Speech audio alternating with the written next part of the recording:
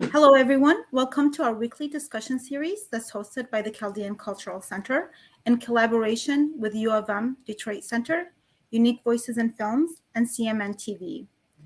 And today, our last guest in honor of National Hispanic Heritage Month is Or Mendoza Jaddou. Hello, welcome. Hi, thank you.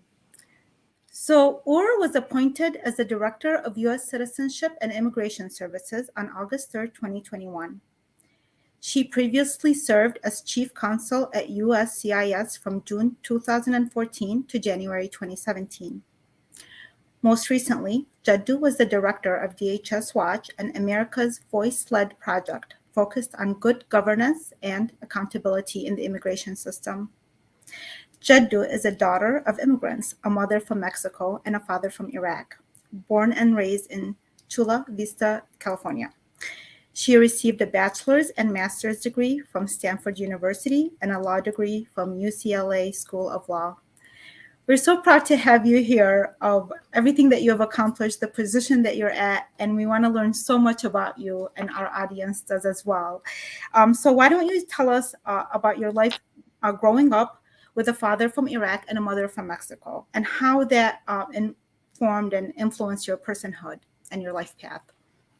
Well, thank you. Thanks for inviting me to this really great show, and I really appreciate the time to do this. I just have to say how wonderful it is to be talking about my heritage with you today. As you said, my dad was from Iraq, and my last name, Jaddou, of course, is from my dad, and it reflects his heritage, which I've held on to.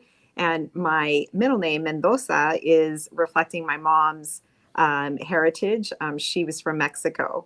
And in addition to that, of course, I have my first name, which, as all of us know, Ur is not really a person's name. It is a city in ancient Mesopotamia, but that's my dad. He always liked to come up with something very creative and short and simple. So hence my name carries a lot of my heritage. It carries a lot from my family. But I also just want to talk about, where I grew up in a suburb of San Diego. It was Chula Vista, which is less than 10 miles from the border in near San Diego there. And all of this, from my family to where I grew up, all of it has really fed into who I am as I was growing up. And, I really have multiple memories of how immigration has affected and our background has affected where I am today. It's interesting. I can think of the many times when I had a family member, somebody in our family was becoming a citizen, and my dad would send flags to them. I remember my mom going through the naturalization process when I was in law school and helping her through that, watching her go through that. And all those things were stuck with me.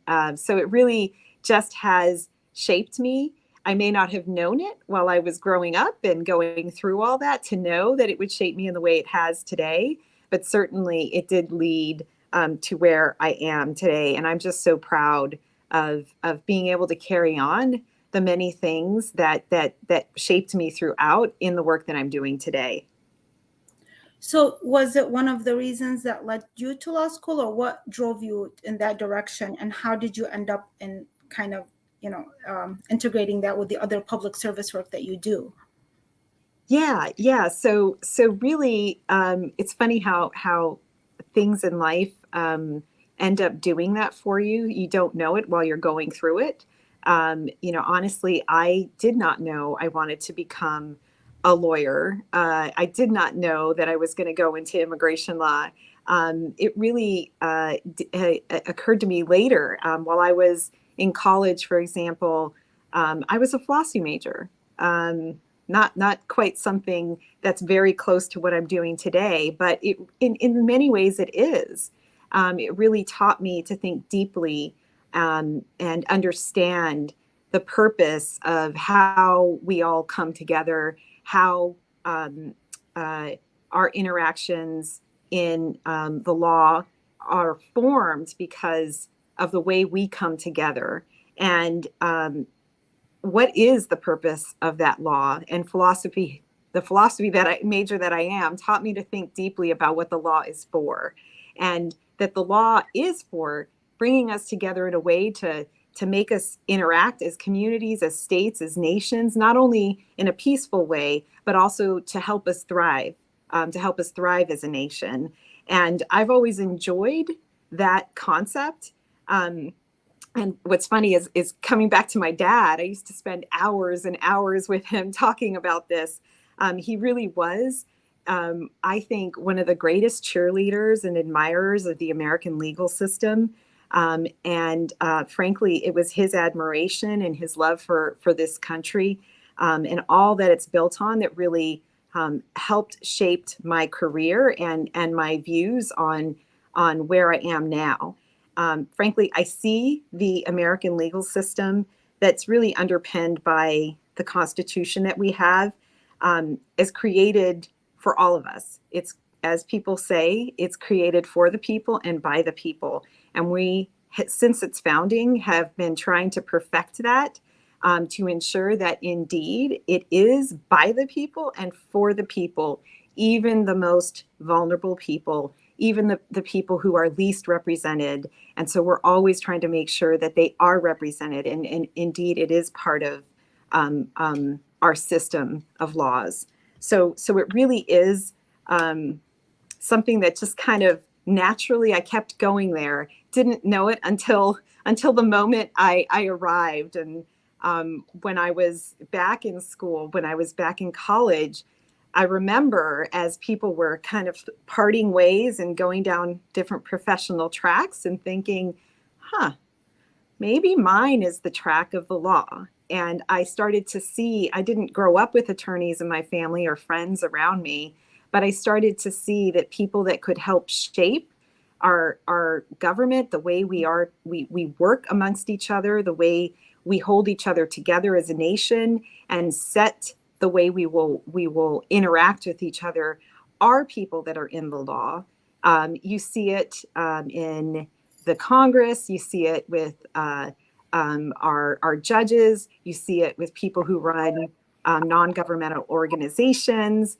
You see it with many federal public servants across the agencies in our federal government. And I realized, well, this is the way to go. And that's when it clicked on me, as I kept seeing that around me and realizing that's where all of this, from my personal side, growing up the way I was growing up, thinking a lot about our legal system and how cherished it was, and how to make those interact.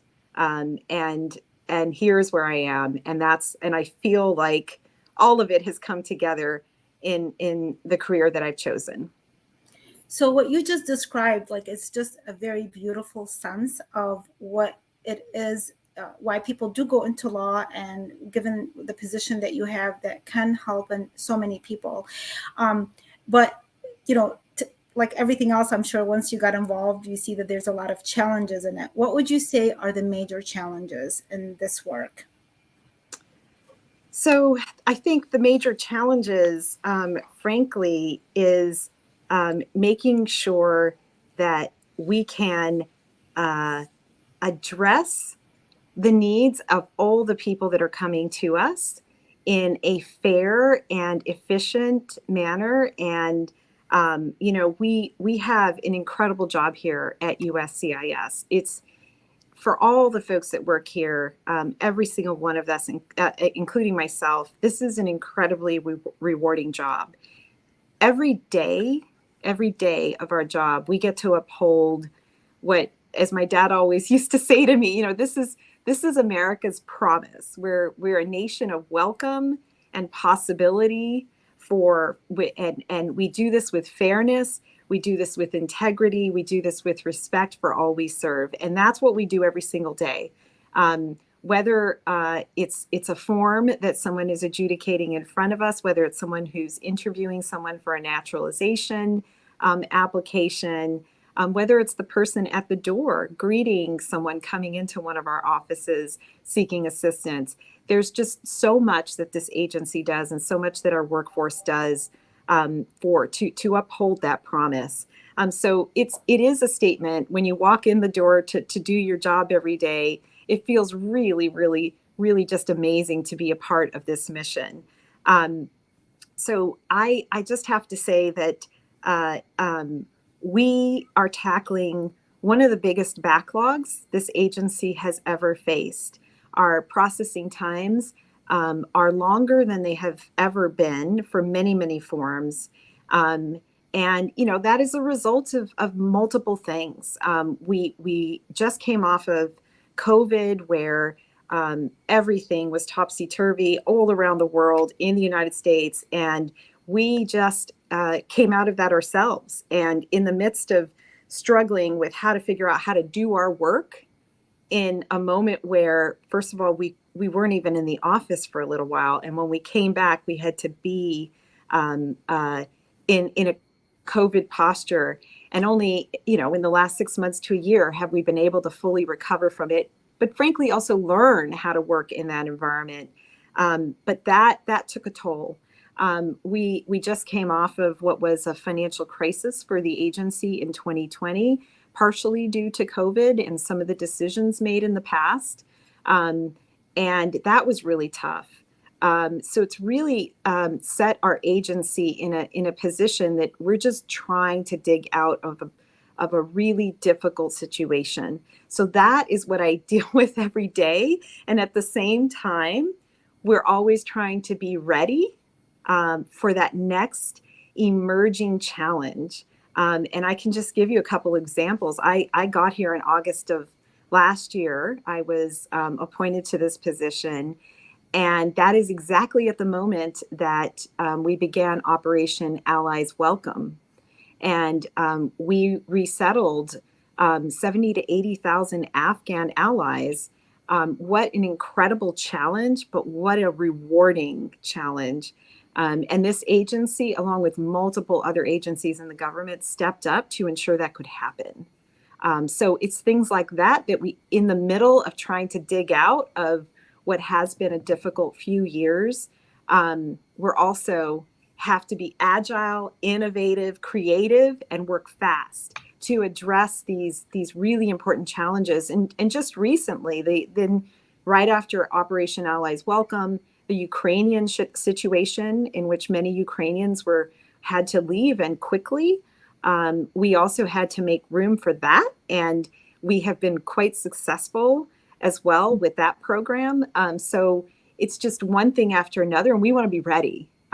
This agency has an incredible workforce that says, all right, how can we help? Roll up our sleeves. Let's get creative. Let's get innovative here and figure out how to do this. But those are some of the challenges. They're wonderful challenges to have because we achieve success, and that's great. But they certainly are challenges. I love your attitude. I mean, we met in person because you did come to the cultural center, and then we met with your team for dinner afterwards. And we talked later about how we really love that you're so down to earth, you're so friendly, very approachable. And, there's a sense of like genuine kindness about what you're trying to do. And so the fact that these things going on that we are helping, and the immigration is helping with other people, bringing them in. I'm an immigrant. My parents came here because of the situation that we were in Iraq. So to me, given this opportunity, which I didn't understand, by the way, until I was much older, because at the beginning you feel like culture shock. There's so many issues. Right.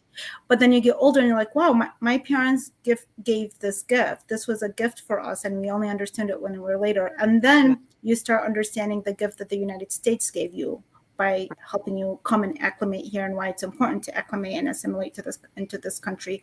So all these things, sometimes it takes a while to learn them. And then there's sometimes, and there's, like, for instance, the Chaldean community or other communities might feel that they have been so for me, this is a very positive thing, and for many people feel like this is a positive thing. And then there's some Chaldeans that have had their cases, they feel like it's kind of hanging. It's been hanging for a long time. They're very good citizens.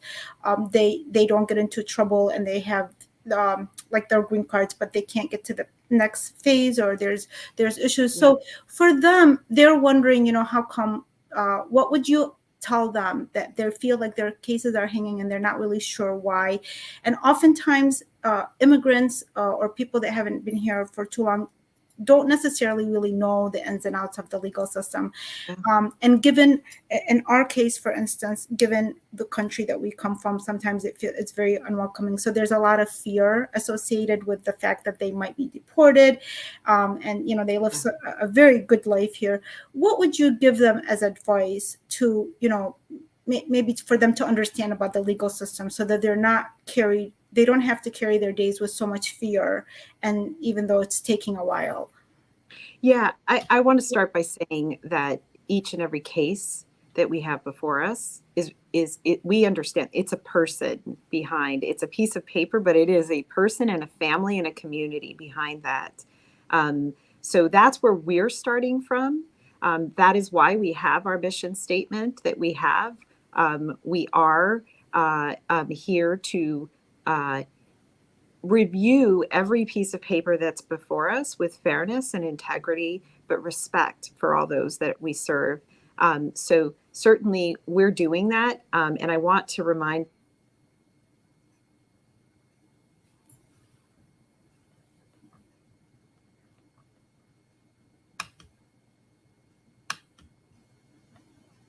I think it just froze for a little bit.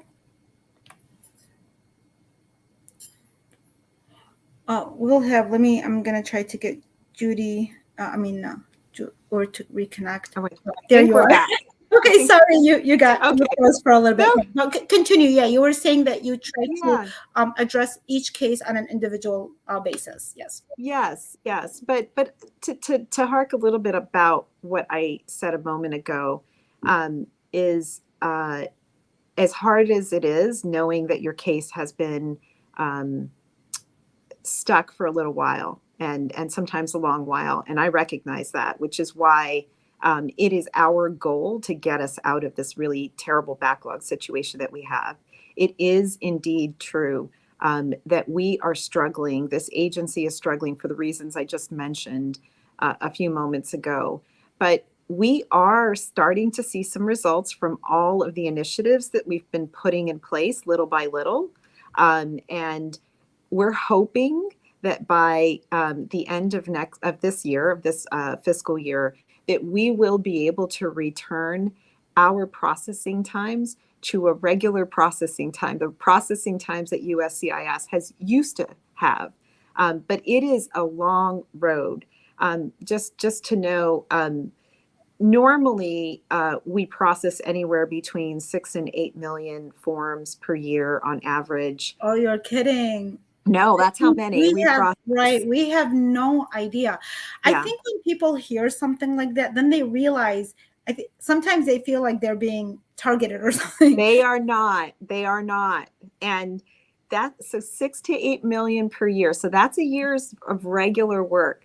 We have currently pending over 8 million forms. And 5 million of those, over 5 million, are beyond what we hope to be our targeted processing times. So generally about 6 months, and in some cases 3 months for some of the easier forms. So if you think about it, just in our pending, that's 1 year's worth of work, let alone the work that continues to come in.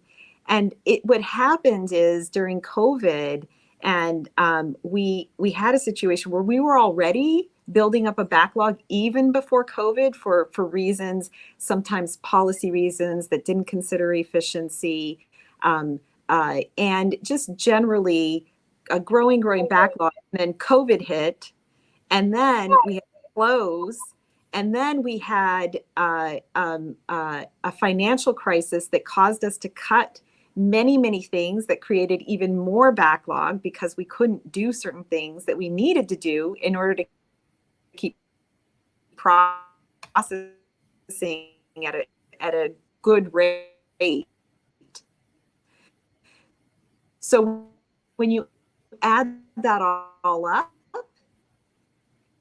and on top of the fact that people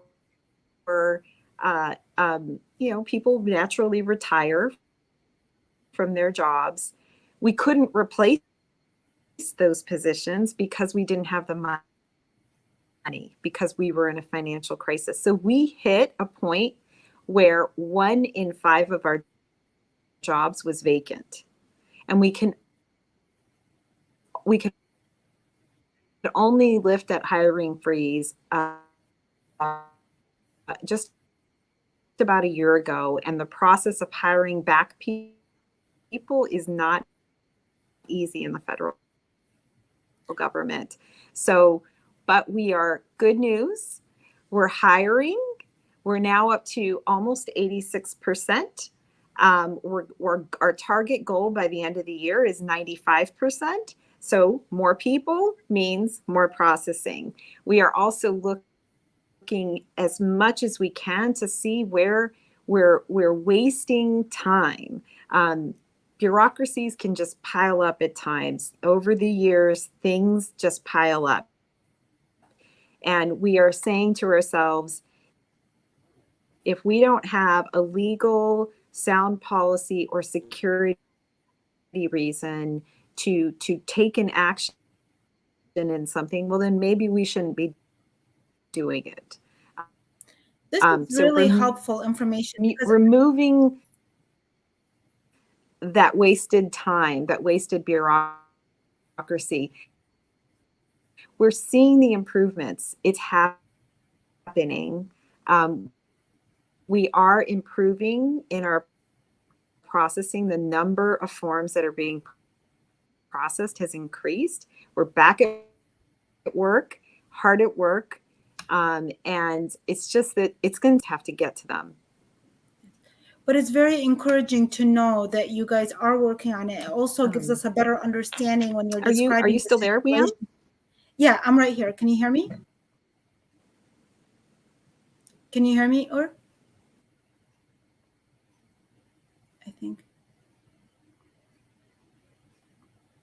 I think she's not hearing me.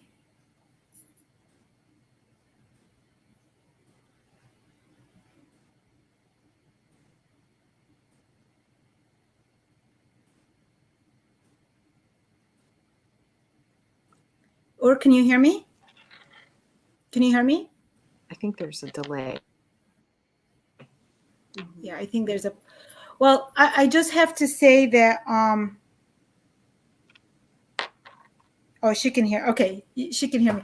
So I just want to say that, yeah, it is very helpful, the information that you just shared with us, because I think it gives people an understanding, and that's very good for them. And so, I don't know if the sound is no longer working. I was just going to ask you one last question, if you have any last words for the community.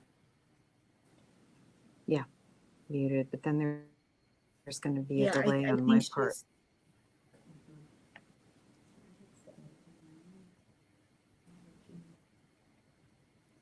I think there's a problem. No,